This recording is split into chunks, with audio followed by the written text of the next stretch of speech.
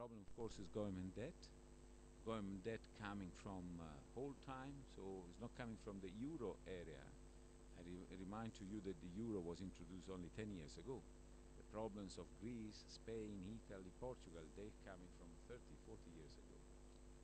Too high level of debt and very, very slow growth. But I'm confident that the solution will be found, as always. You're confident that the solution will be found, or that actually some members of union hasn't decided directions to take? Even today, the president has been trying to come in after the political parties failed to agree on how they form a government.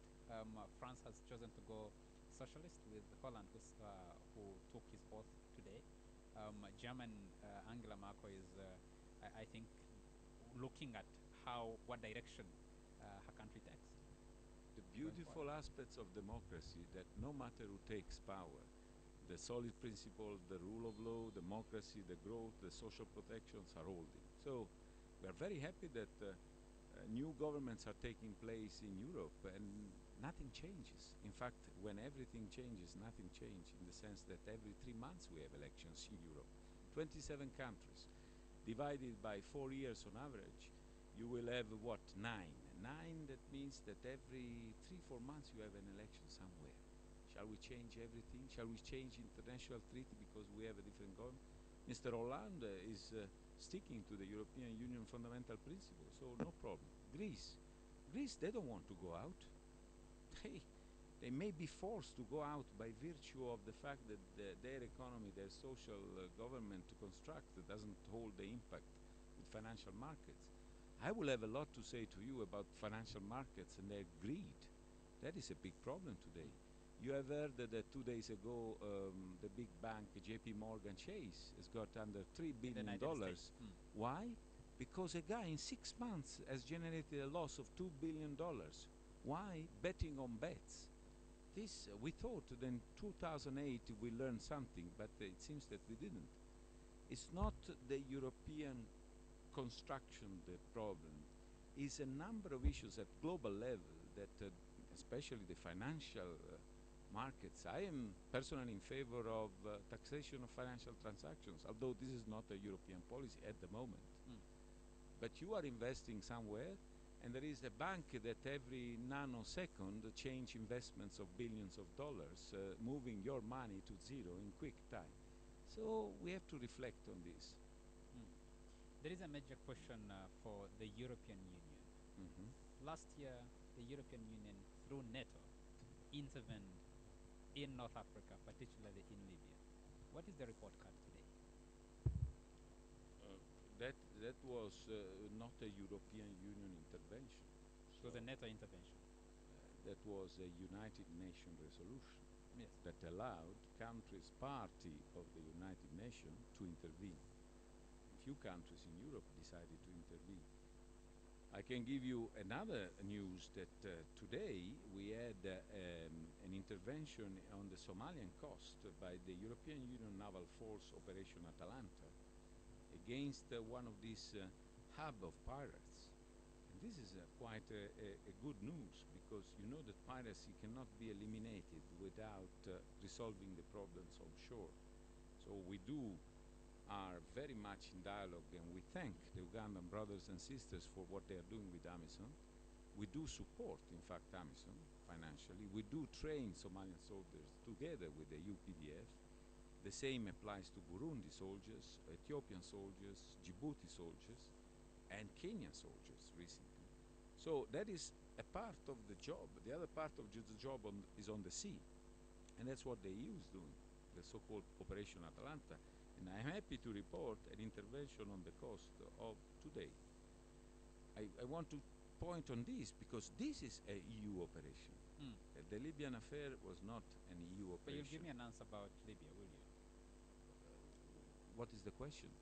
The question is, what do you feel is the report card of the community of nations that intervened in the Libyan situation? I think the Libyan situation is not settled. So we will be able to give a judgment when things are settled. And today they are not settled. There is a lot of confusion. There are tribes in all that region of Africa. There is a very strong tribalism, which fortunately, is not so present in politics here. And we have to wait until things settle down. Certainly, what we had before was not certainly acceptable by declaration of many leaders, including the leader of this country. So I think we have to look at the evolution of the situation. I would ask you, what about Syria? Why in Syria things are not moving as fast as we would like? Of course, we don't want to have other armed interventions. That's why we are not proposing to have a few more. But as I would say, the situation is not settled. For me to give a judgment today will be premature. We'll be discussing in a moment as I bring in Angelo on the question of good governance and democracy, and we'll be bringing matters more domestic to, because this is your duty station in Uganda. You oversee European Union activities in this country, and we'll be coming to that a little more closely. But let me stay a little bit in the question of Libya. To the Libyans in the North of the Arab Spring. Well, my views on Libya are well known to listeners, Charles. I will not bother the ambassador with more commentary. But the European Union is moving towards a common foreign policy. That's right. There's a political officer here seated next to the ambassador, and it's worth discussing. What the nature of Europe's foreign policy is, considering what's happening on their continent. And I listened to the reports that were hit in Malikot and areas where there is some convergence. The position of the Ugandan government and its allies has always been that there's frame approval, and that some of the money that is spent on patrolling the seas along the coast was disproportionate to the investment that was being done to try and secure the onshore actors.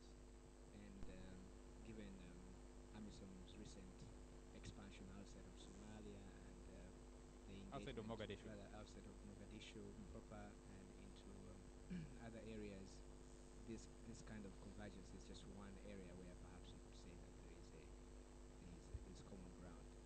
As for intervention, the type that breaks up states and causes the sort of humanitarian confusion that he was talking about in Libya. Incidentally, NATO has rejected accusations of causing civilian casualties. That sort of thing is still moot. I agree with the ambassador that it is still unresolved, but clearly, I don't think that resolution is on the positive side. The whole of that region is up in flames right now. No thanks to NATO. Thanks, Finland. Ambassador, you have a comment about it? I agree. I agree. The analysis is correct and intelligent, so I cannot disagree. We'll take a commercial break, and when we return, we'll focus on the European Union and Uganda. We'll be seeking answers on questions of good governance and democracy, human rights, and other interventions, seeing that the European Union is moving much of its assistance towards helping the larger Ugandan population to deal with issues of poverty, health, and education. Why I think you that's say the it's focus. moving? European Union are always done that. We'll come back to that in a Since moment. 40 years. We'll come back to that in a moment. Very Very good. well. KFM Hot Seat. The hottest debate on all relevant topics, live.